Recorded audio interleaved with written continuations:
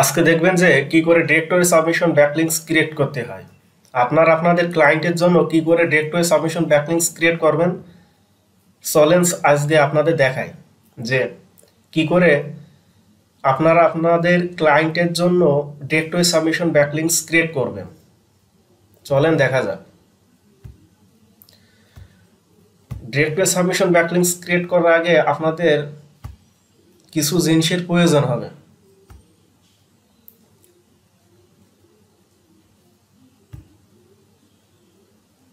সেই জিনিসগুলো হলো প্রথমে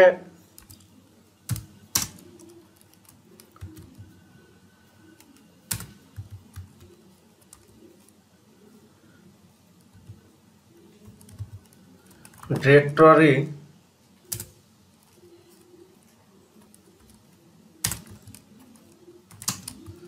সাবমিশন,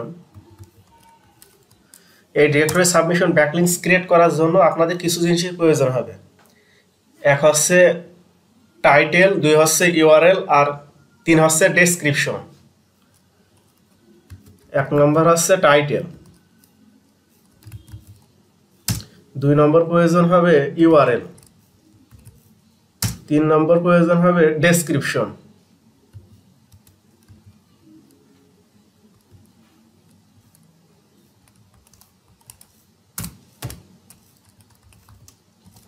এই তিনটা জিনিসের আপনাদের প্রয়োজন হবে যখন আপনি আপনার ক্লায়েন্টের জন্য ডিরেক্টরি সাবমিশন ব্যাকলিংকস ক্রিয়েট করবেন, তখন অবশ্যই এই তিনটা জিনিসের প্রয়োজন হবে ডিরেক্টরি সাবমিশন ব্যাকলিংকস ক্রিয়েট করার জন্য। চলেন আমার এক নতুন ক্লায়েন্টের জন্য ডিরেক্টরি সাবমিশন ব্যাকলিংকস ক্রিয়েট করব, সেটা দিয়ে আপনাদের দেখাই। তার আগে আমি আমার ক্লায়েন্টের ওয়েবসাইটটা ওপেন করে নিই।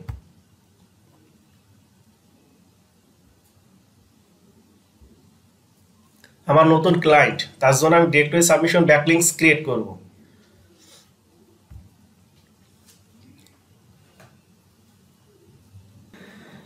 আমার এই নতুন ক্লায়েন্টের জন্য আমি ডিরেক্টরি সাবমিশন ব্যাকলিংকস ক্রিয়েট করব এবং আমি আপনাদের দেখাবো যে কি করে ডিরেক্টরি সাবমিশন ব্যাকলিংকস ক্রিয়েট করতে হয়। তার আগে আমি আপনাদের একটি উদাহরণ দিয়ে বোঝাই যে আপনারা যখন কোনো ক্লায়েন্টের জন্য ডিরেক্টরি সাবমিশন ব্যাকলিংকস ক্রিয়েট করবেন, তখন অবশ্যই আপনারা তার টার্গেটেড ইউআরএল এর জন্য ব্যাকলিংকস ক্রিয়েট করবেন। কোনো সময় ক্লায়েন্টের মেইন ডোমেইনের জন্য ব্যাকলিংকস ক্রিয়েট করবেন না, তাহলে তার ওয়েবসাইটটা কখনোই গুগলের ফার্স্ট পজিশনে র্যাঙ্ক করবে না। যে যখনই দেখবেন যে ক্লায়েন্ট যে ইউআরএল এর জন্য চাচ্ছে গুগলের ফার্স্ট পজিশনে তার ওয়েবসাইটটা র্যাঙ্ক করতে, আপনারা অবশ্যই তার টার্গেটেড ওয়েবসাইটটা নিয়েই বা টার্গেটেড ইউআরএলটা নিয়েই ব্যাকলিংকস ক্রিয়েট করবেন, যাতে তার ওয়েবসাইটটা খুব সহজেই গুগলের ফার্স্ট পজিশনে র্যাঙ্ক করতে পারে। চলেন আমার ক্লায়েন্টের ওয়েবসাইটটা আমি একটু ওপেন করে নিই।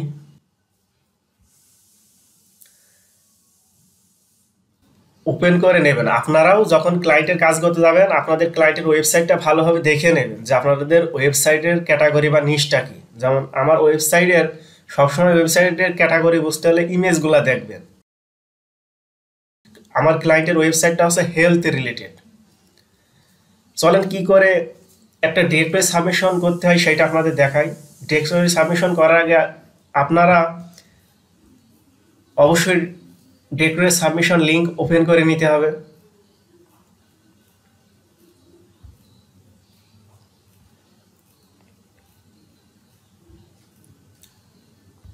চলেন একটা লিঙ্ক ওপেন করে নিই। এখানে অনেক লিঙ্ক আছে, যে লিঙ্কগুলো আমি আজ পর্যন্ত অনেক ক্লায়েন্টের জন্য ডিরেক্টরি সাবমিশন ব্যাকলিংকস ক্রিয়েট করে আসছি। এখানে এখন অনেকেই বলতে পারে যে ফ্রি ব্যাকলিংকস সবসময় নো ফলো হয়, কিন্তু আমার এই ব্যাকলিংকসের ভিতরে কিছু লিঙ্কস আছে যেগুলা টু ফলো। আমি ভিডিও ডেসক্রিপশনে এই সাইট লিস্ট দিয়ে দেব, আপনারা ওখান থেকে প্র্যাকটিস করতে পারবেন এবং ক্লায়েন্টের জন্য ব্যাকলিংক ক্রিয়েট করতে পারবেন। এবার আপনারা দেখবেন যে আপনারা যেই সাইটে ডিরেক্টরি সাবমিশন ব্যাকলিংকস ক্রিয়েট করবেন, আপনারা ভালোভাবে দেখবেন যে ওই সাইটে সাইন ইন বা ক্রিয়েট অ্যাকাউন্ট এরকম কোনো অপশন আছে নাকি। যদি সাইন ইন বা অ্যাকাউন্ট ক্রিয়েট করতে বলে, তাহলে আপনারা যেভাবে একটা অ্যাকাউন্ট ক্রিয়েট করতে হবে ওইভাবে একটা অ্যাকাউন্ট ক্রিয়েট করে ফেলবেন। আপনারা তো ভালোই জানেন যে যে কোনো জায়গায় অ্যাকাউন্ট ক্রিয়েট করতে গেলে নাম, জিমেইল আর পাসওয়ার্ড এইগুলাই লাগে। এইগুলা দিয়ে আপনারা অ্যাকাউন্ট ক্রিয়েট করতে ফেলবেন। যদি যে কোনো সাইটে যদি ডিরেক্টরি সাবমিশন করার সময় যদি সাইন বা অ্যাকাউন্ট ক্রিয়েট করতে বলি, তাহলে আপনি এইগুলা দিয়ে অ্যাকাউন্ট ক্রিয়েট করে ফেলবেন। এবার চলেন, যেহেতু দেখছেন যে এই সাইটটাই কোনো অ্যাকাউন্ট ক্রিয়েট করতে হচ্ছে না, আমার যে সাইট লিস্ট আছে এই সাইট লিস্টটাই মনে করেন যে ম্যাক্সিমাম সাইটগুলাই কোনো অ্যাকাউন্ট ক্রিয়েট করতে হয় না এবং খুব সুন্দরভাবে সরাসরি অ্যাপ্রুভ হয়ে যায়। চলেন এবার আমরা নিচে যাই। এবার নিচে এসে আপনারা দেখতে পারবেন যে ক্যাটাগরি বা নিশ সিলেক্ট করতে বলবে। আমি প্রথমেই বলেছি যে আপনি যখন আপনার ক্লায়েন্টের কাজ করবেন তখন অবশ্যই আপনার ক্লায়েন্টের ওয়েবসাইটটার কি রিলেটেড বা নিশটা কি বা ক্যাটাগরিটা কি এইটি অবশ্যই আপনার জানতে হবে। যেহেতু আমার ক্লায়েন্টের ওয়েবসাইটটা হচ্ছে হেলথ রিলেটেড, ওই জন্য আমি হেলথ সিলেক্ট করলাম। এবার আপনাদের কাজ আছে সাবমিট লিঙ্কে যাওয়া। এবার আপনারা নিচে চলে আসবেন। আমি প্রথমেই বলেছি যে যখন আপনি আপনার ক্লায়েন্টের জন্য কাজ করবেন তখন অবশ্যই আপনাদের তিনটা জিনিসের প্রয়োজন হবে। এক হচ্ছে টাইটেল, ইউআরএল আর ডেসক্রিপশন। এখন আপনি আপনার ক্লায়েন্টের কাছ থেকে এইগুলো না নিলে আপনি আপনার ক্লায়েন্টের ওয়েবসাইট থেকে নিয়ে নিতে পারেন। চলেন আমি আমার ক্লায়েন্টের ওয়েবসাইট থেকে নিয়ে নিই। আমাদের সর্বপ্রথম কাজ হচ্ছে টাইটেল। আপনারা এইভাবে আপনাদের ক্লায়েন্টের ওয়েবসাইট থেকে টাইটেল নিয়ে নেবেন। নিয়ে আমরা সর্বপ্রথম দেব টাইটেল, তারপর আমাদের প্রয়োজন হচ্ছে ইউআরএল। Ctrl+C দিয়ে কপি করে নিয়ে তারপরে আমাদের কাজ হচ্ছে ডেসক্রিপশন। আমরা জানি এসইও এর ক্ষেত্রে যে কোনো জিনিস র্যাঙ্ক করাতে গেলে আমাদের টার্গেটেড কিওয়ার্ডটা টাইটেলের ভিতরে রাখতে হয়, ইউআরএল এর ভিতরে রাখতে হয় এবং ডেসক্রিপশনের ভিতরে রাখতে হয়। আপনারা যখন আপনাদের ক্লায়েন্টের ওয়েবসাইট থেকে যখন ডেসক্রিপশন নেবেন তখন দেখবেন যে যেই প্যারাটা খুব সুন্দর এবং ওই প্যারার ভিতর টার্গেটেড কিওয়ার্ড আছে আপনারা সেইটুকু নেবেন। Ctrl+C দিয়ে কপি। এবার আপনাদের ইওর নেম বলতে বোঝায় যে আপনারা চাইলে আপনাদের ক্লায়েন্টের ওয়েবসাইটের এই নামটা দিতে পারেন বা মেইন ডোমেইন নামটাও দিতে পারেন। দিলে কি ভালো হয়, যাতে আপনি যে ব্যাকলিংকটা ক্রিয়েট করবেন সেইটি যেন প্রপারলি আপনার ওয়েবসাইটের সাথে ডিটেলসটা সঠিক থাকে সব কিছু। এবার আমাদের প্রয়োজন ইমেইল। আমাদের ক্যাটাগরি সিলেক্ট করেছে। তারপর আপনারা দেখতে পারেন যে রেসিপ্রোকাল লিঙ্ক ইউআরএল, এটা সবসময় আপনারা অ্যাবাউট করে চলবেন। তারপর আমরা দেখতে পারেন যে I am not a robot, traffic light, verify. এবার আমাদের কাজ হচ্ছে সাবমিট।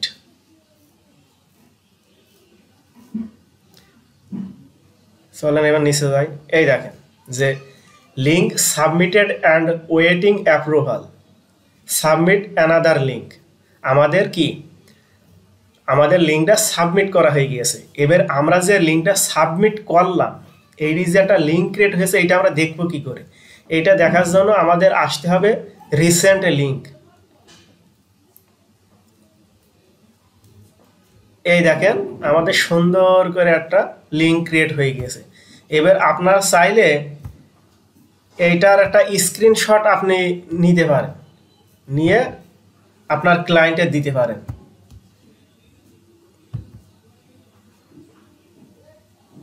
এইভাবে একটা স্ক্রিনশট নিয়ে এই লিঙ্কটা আপনি আপনার ক্লায়েন্টে দিয়ে দিতে পারেন।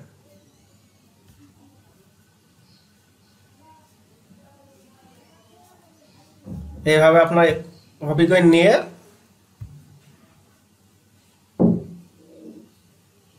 আপনার ক্লায়েন্টে দিয়ে দিতে পারেন। আপনি আরেক পদ্ধতি নিতে পারেন যে আপনি যেই টাইটেলটা ব্যবহার করলেন, এখানে যেই টাইটেলটা দিয়েছেন Ctrl+C দিয়ে কপি করে এই টাইটেলটা দিয়ে আপনি সার্চ করতে পারেন। দিলে আপনি দেখতে পারবেন যে এই টাইটেলের এগেনস্টে এই দেখেন একটা লিঙ্ক ক্রিয়েট করা আছে। আপনারা চাইলে এইভাবে এই লিঙ্কটা কপি করে দিতে পারেন কিংবা স্ক্রিনশট নিয়ে দিতে পারেন। আমি মনে করি স্ক্রিনশট নিয়ে ওই লিঙ্কটা দিলে সব থেকে বেশি ভালো হয়। চলেন আমি আরেকটা আপনাদের দেখাই যে কি,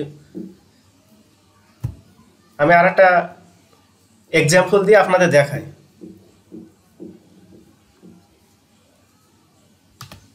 আপনারা চাইলে ওইভাবে স্ক্রিনশট দিয়ে আপনার ক্লায়েন্টরে দেখাতে পারেন, আবার ওইভাবে লিঙ্ক নিয়েও দেখাতে পারেন। আমাদের সর্বপ্রথম কাজ হচ্ছে কি, যে আমরা যেই সাইডে ডিরেক্টরি সাবমিশন ব্যাকলিংকস ক্রিয়েট করব, ওই সাইডে যদি অ্যাকাউন্ট ক্রিয়েট করার অপশন থাকে বা সাইন ইন করার অপশন থাকে, তাহলে আমরা কি ফেসবুকের মতো ফেসবুকের মতো আমরা অ্যাকাউন্ট ক্রিয়েট করে ফেলবো। অ্যাকাউন্ট ক্রিয়েট করার পর আমরা নিচে আসব, এসে আমাদের যে ক্যাটাগরি ওইটি সিলেক্ট করব।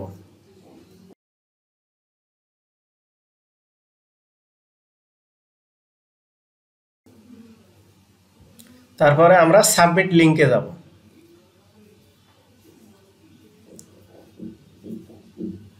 যাওয়ার পরে আমরা প্রথমে টাইটেল দেব,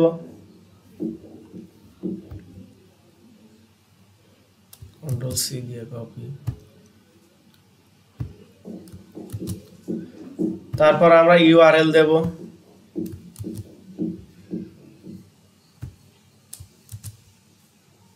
তারপর আমরা ডেসক্রিপশন দেব।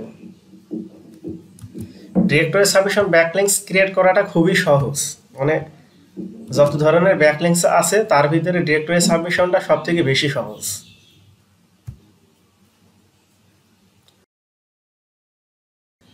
আপনি যখন আপনার ক্লায়েন্টের জন্য ব্যাকলিংকস ক্রিয়েট করবেন তখন সব কিছু সঠিক দেওয়ার চেষ্টা করবেন, যে আপনি যে ব্যাকলিংকসটা ক্রিয়েট করবেন ওই ব্যাকলিংকসের সব কিছু সঠিক দেবেন, সব তথ্যগুলো সঠিক দেবেন।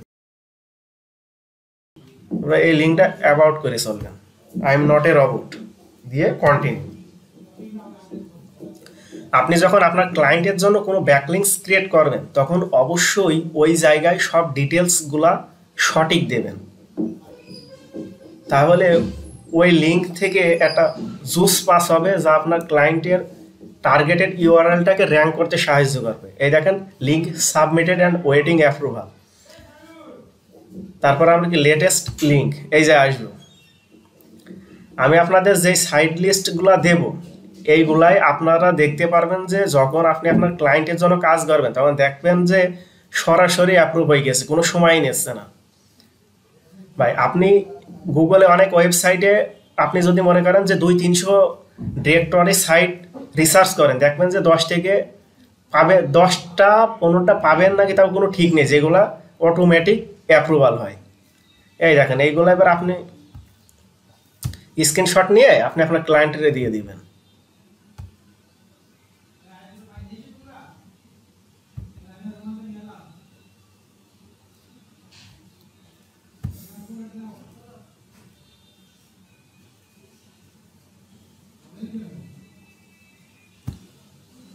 এইভাবে কপি করে নিয়ে আপনার ক্লায়েন্টের দিয়ে দিবেন। ভাই ব্যাকলিংকস এমন একটা জিনিস যে এসইওর ভিতরে সব থেকে কঠিন জিনিসটাই হচ্ছে ব্যাকলিংকস ক্রিয়েট করা।